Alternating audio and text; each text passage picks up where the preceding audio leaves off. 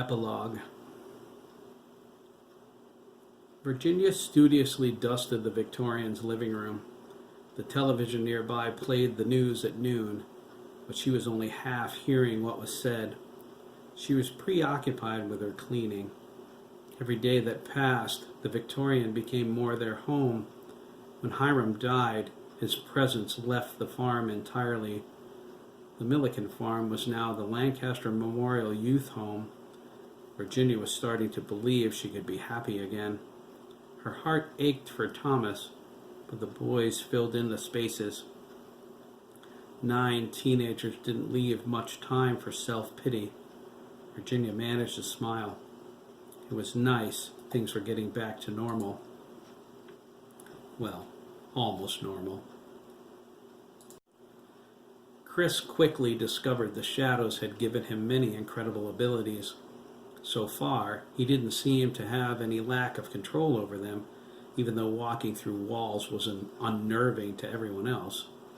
The full extent of his shadow power had yet to be determined, but Virginia witnessed him levitating, picking things up with his shadowy tendrils and passing through solid objects. He could fade, too, almost becoming invisible. Chris claimed to not like doing that. He said it made him feel lightheaded, like he was going to disappear altogether.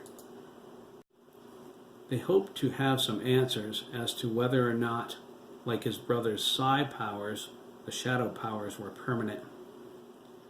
Dr. Meyer Brandis assured Virginia when she knew something, she would be the first to know. All she was able to determine so far was that Chris did not have an additional branch on his DNA helix. Whatever the shadow power was, it wasn't genetic in nature. As a precautionary measure, Virginia allowed Chris to be flown to the complex in Colorado for some preliminary testing to make sure his shadow powers weren't causing him any harm. "I've learned something about Jeremy, too," Dr. Meyer Brandis told her, crossing her arms. "It's regarding that black gene." Virginia held her breath. "Is it hurting him?" she asked. Dr. Meyer Brandis shook her head. "Mickey Downing has a similar black gene on his DNA helix, but it's in a different position. I think it might be associated with his power over spiritual beings." She paused, her expression going far away. "And death." Virginia's mouth fell open. "Oh my God," she whispered. While Virginia and Dr. Meyer Brandis pondered this, Cody St. Germain called to inform Adam he discovered the identity of Adam's father. It was information Adam already knew, thanks to the Mind God's regrettable barnyard attack on the Wolf Boys. Adam and Chris journeyed to Colorado together, 2 days after Nightmare Land's destruction. According to Chris's email from this morning, he alluded to having quite an adventure at the complex during his visit. He and Adam were flying back to Connecticut tonight. Virginia couldn't wait to hear the whole story. Once she did, she would decide whether or not to strangle them if they got involved in anything dangerous. Meanwhile, Reno became Virginia's first official foster child. His father didn't want him, which was no surprise to Reno. He left their family when Reno was revealed to have heterochromia. He lived in Florida with his new family. Paul Doherty said no when offered custody of his son. Virginia decided Reno's father was now on the list she exclusively reserved for the likes of Jerry Copeland and the defunct Jack Dugan. He was a scumbag who didn't deserve children. Reno was presently in the kitchen helping Virginia by loading the lunch dishes in the dishwasher. That jazzed Derek. It was his turn, but Reno volunteered to do it for him. The boys were on their way to Lancaster Pond, which became theirs in a way. Reno wasn't ready to have fun yet. He missed his mother, but he was coping. The boys showed him a lot of attention and care. It was precisely what he needed. Virginia wondered if the pool Mason Diggs was installing would ever get any use, since the boys felt drawn to the pond. Their lives changed there. The campout was the last time anything was ordinary for them. She decided the pool would get used if only to spite Hiram, since that's where his trailer used to be. Dr. Meyer Brandis was bringing Chris, Dabney, Jack Jr., Graham, Coco, Sandy, and Ian to Fort Henry tomorrow for tests. Susan was going to be the chaperone for the boys and do some of the driving, since they would need 2 vehicles. Adam was going to babysit the doctor. Jack Jr. was exhibiting some interesting abilities. He was unbelievably strong for his size. He had tremendous reflexes and balance. Dr. Meyer Brandis insisted Jeremy's returning him to his childhood caused some unintended side effects since, like Chris, he had no additional branch on his DNA helix. Sandy and Ian needed thorough examinations being back from the dead. Jeremy was right about Sandy. He inherited Hiram's astral projection powers along with the additional DNA helix strand. The rest of the boys were going to be checked for their experience with Chris in the shadows to make sure everything was okay. They would rather the testing took place here, but as advanced as Dr. Meyer Brandis' equipment in the basement was, she didn't have access to everything. Yet. It was forthcoming with all the powered teenagers in Lancaster. Dr. Meyer Brandis was correct in her feelings of destiny. She was assigned to the farm.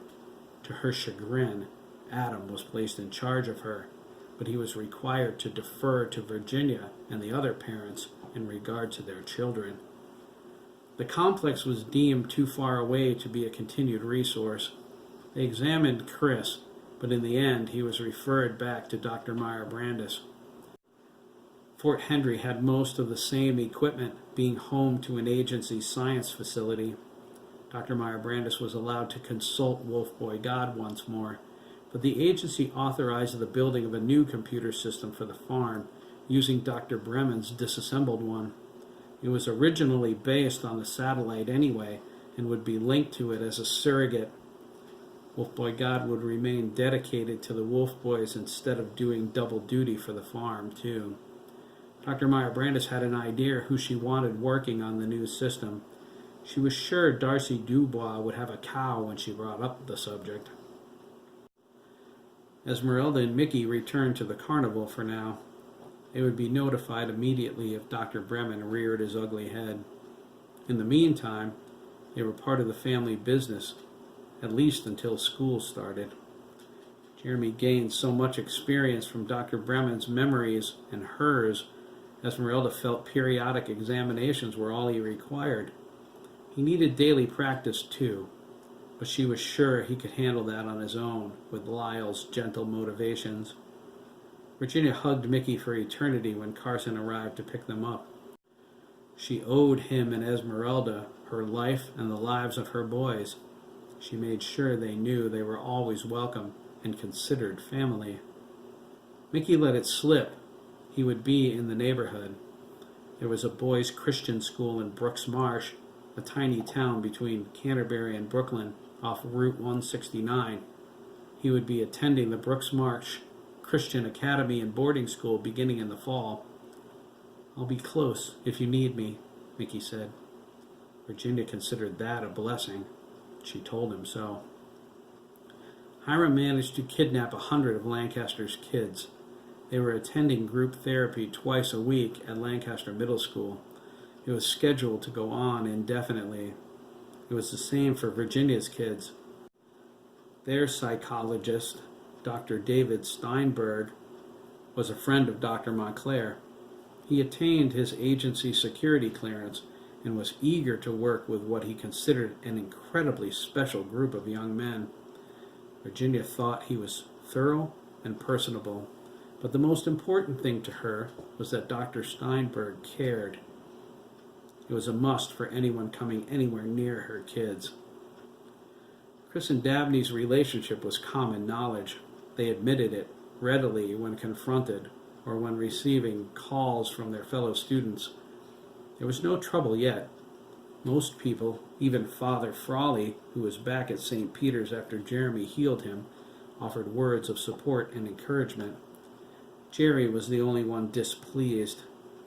He glared at Chris and Dabney during church the Sunday before Chris left for Colorado. He knew they were holding hands. He was outraged, but he didn't dare say anything.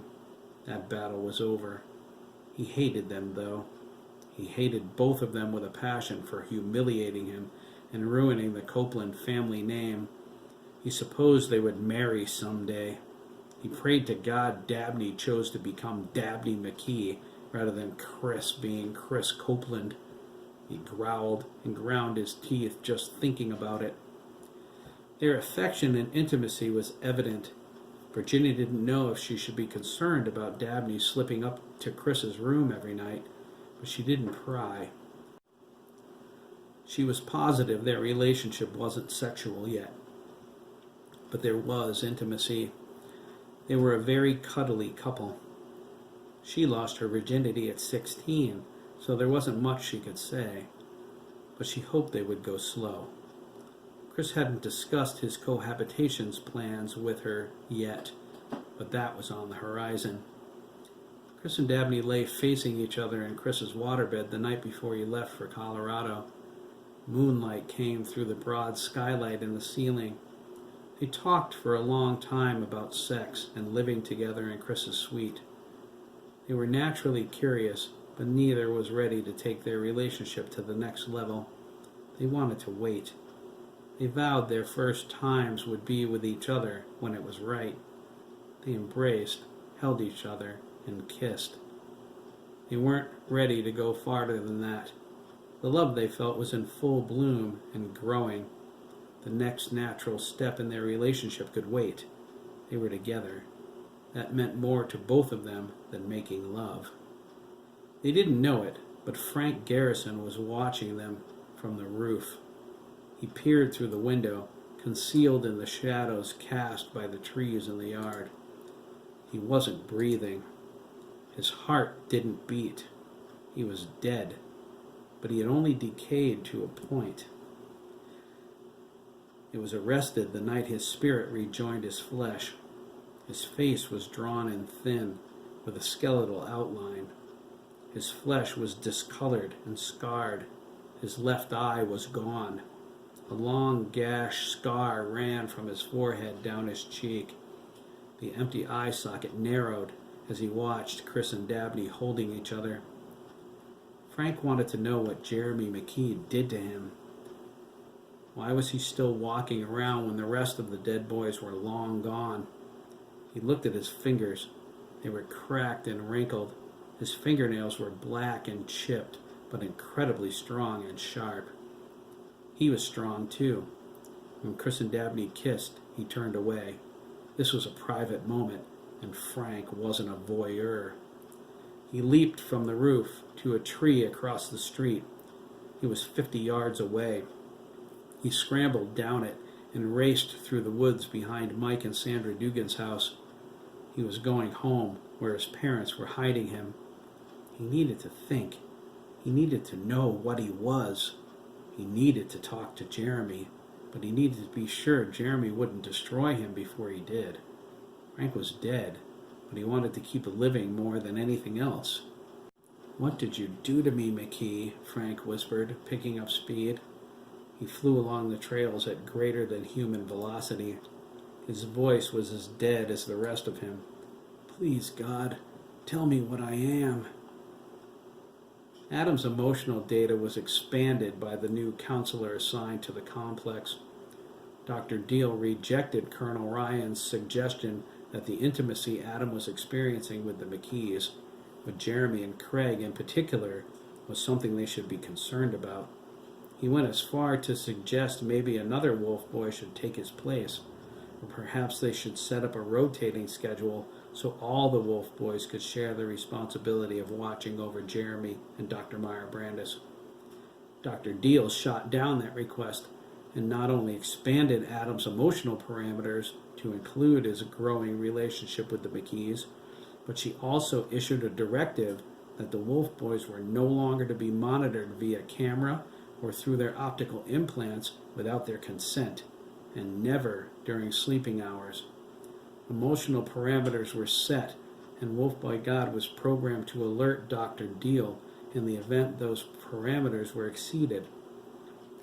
Until that happened, the Wolf Boys were to have privacy in their intimate relationships, regardless of who they were with. Cody hugged Dr. Deal in the hallway outside of Ops and walked away with a tear in his eye. Adam spent the first night after Nightmare Land alone in his new room. After attacking Jeremy in the barnyard, he was worried the trust and friendship he built with him and Craig might have suffered. He appreciated having a room of his own, but he never felt so loved, so wanted, and so comfortable in his life than when he was with Jeremy and Craig. He was glad Dr. Deal understood, but he was worried. The thought of being rejected if he asked to stay with them was so incredibly painful, he avoided it. The second night, he found himself standing outside their door, wanting to knock, but not daring to. He turned away and went back to his room. He was so sad, he almost wept. He wasn't in bed 5 minutes when Jeremy and Craig entered without a word, climbed into it with him, and sandwiched him between them. Adam felt a surge of relief and gratitude and thanked them for their love and understanding. Jeremy hugged him and said, "No sweat pack, brother. We love you." It was then Adam started to cry. Virginia finished dusting the living room and was about to move to the dining room. She thought about what to make for dinner. Fish, she figured, even though Derek would scrunch his nose up at that. That cute button nose, Virginia thought. He still hasn't warmed up to Ian. That has me worried. She shook her head, remembering what happened when Sandy and Ian showed up at the hospital to see their father. Alex fainted twice before he finally accepted he hadn't lost his mind. Virginia was in the middle of that thought when something on the news caught her attention. She set down her can of Pledge and her dust rag. She grabbed the remote off the coffee table and turned up the volume. She backed up and sat on the couch. Reno came in. "All done with the dishes," he said. "Need any more help?" Virginia was focused on the news, but motioned for him to come to her. Reno sat down. Virginia put her arm around him. Reno felt her hand shaking. He looked at the TV, confused. The anchor man was reporting something about a missing boy and someone in a coma. Reno listened intently. Whatever it was, it had Virginia's undivided attention. She stared at the picture hanging in the background behind the newscaster. It displayed a handsome boy with blonde hair, a pleasant, confident expression, and perfect skin. The newscaster said, "Whereabouts of 14-year-old Brian Schroeder remain a mystery. Brian's father, billionaire industrialist Werner Schroeder, has offered $1 million reward for information leading to the recovery of his son. In a faxed statement received in our offices, Mr. Schroeder said, 'Brian is a straight-A student, the president of his class, and a top athlete. He's an outgoing boy with a heart of gold. He certainly didn't run away from Tillinghast, as has been suggested. I urge the persons responsible to contact me through my lawyer. There will be no police. I will pay whatever you demand if you return Brian to me unharmed.'" The newscaster cleared his throat. Sources inside the Tillinghast Academy in Boston claim Brian showed no emotional difficulties. He frequently volunteered at the campus clinic, where he hoped to glean knowledge in his quest to become a surgeon. He was spending the summer on campus to advance enough to skip a grade in the fall. Brian was reported last seen with this woman. Virginia gasped as a new picture came up on the screen. Reno felt her stiffen. Identified only as the campus physician by police, she is presently under guard at Boston General Hospital. Police discovered her in her office. Witnesses say Brian was in her company prior to his disappearance. She was comatose and has yet to awaken. Police refuse to speculate on whether or not she's involved in Brian's disappearance or a victim of the people who took him. There were clear signs of a struggle in the infirmary. The police are puzzled. Tillinghast Academy has no employment records for her. The director was not available for comment. Police are currently withholding the doctor's name pending further investigation. They ask if there's anyone in our broadcast area who knows this woman. Please get in touch with the FBI or the Boston Police Department. Reno stared at Virginia, suddenly frightened. All of the color drained out of her face. "What's wrong?" he asked, his voice quivering. Virginia looked at him, her expression filled with terror. "My God, Reno," she whispered. "That woman is Margaret Adler."